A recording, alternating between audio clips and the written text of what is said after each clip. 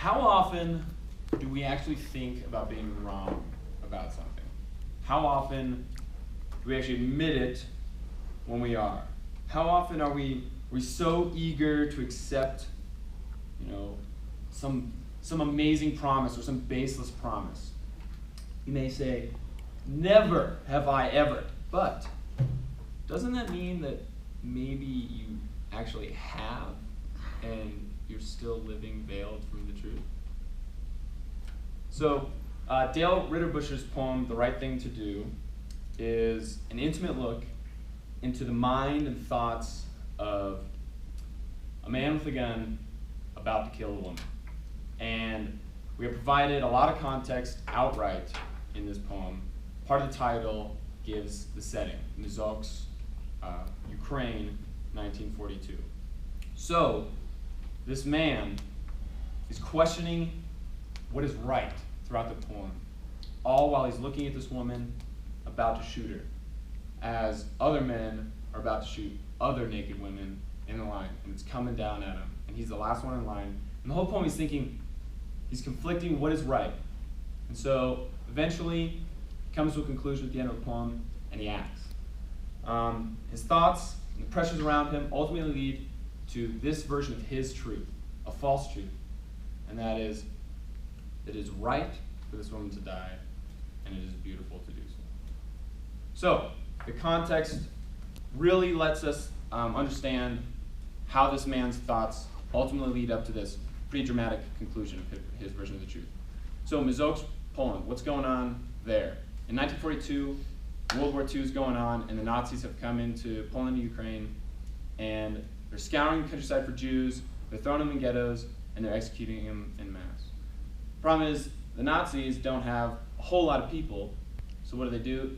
They hire local non-Jews, train them, essentially as their triggermen. So, in Mizovsk is this really big Jewish ghetto, and the purpose of these ghettos was not much, except to quote one of the Nazis in his journal, served no purpose other than to concentrate the Jews so that it's essentially easier and more efficient to kill them all at once. So this particular ghetto, these Jews heard of the day, essentially, when they were going to be liquefied. And so they rose up and they fought back.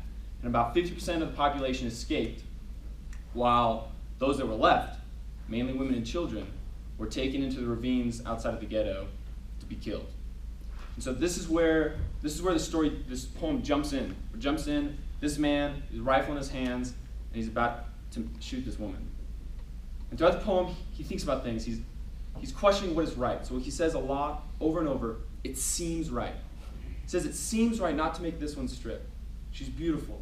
It seems right that I shouldn't make her strip. It seems right I shouldn't shoot this woman, as others are getting shot farther down the line. It seems right to let this woman go. And so as he's thinking about this, his mind makes three distinct leaps in thought, ultimately leading to his version of the truth. And that is, there's beauty in life.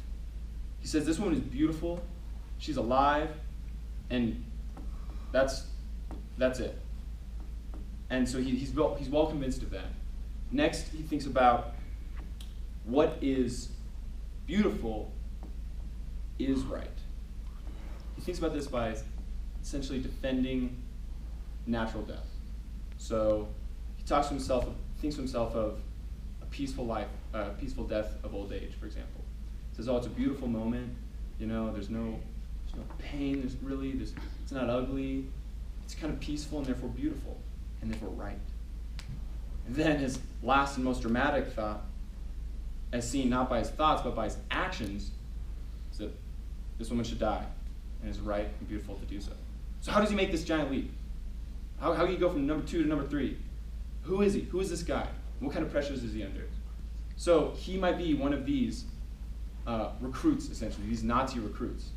So they come in to Poland and start recruiting right away. So this is in October of 1942. He would have been recruited in September, recruited in August, trained in September, executing the hands of the Nazis in October. That's what he's doing. So, who is he? So he's been recruited by the Nazis. He's one of their henchmen, essentially, kind of. Yet he's also a local. He's one of them. So he's caught between a rock and a hard place. Does he obey the orders of the Nazis and kill this woman? Or does he fight back and refuse to do so and undoubtedly suffer the consequences of defying Nazi Germany and that merciless war machine? So we're not introduced to these thoughts. You can only guess from his context. And what does it ultimately lead to? Ultimately leads, the last stanza of the poem is, she's walking away and all is silent. It's motionless except for the tightening of the chains of the clouds above him. He shoots her in the back.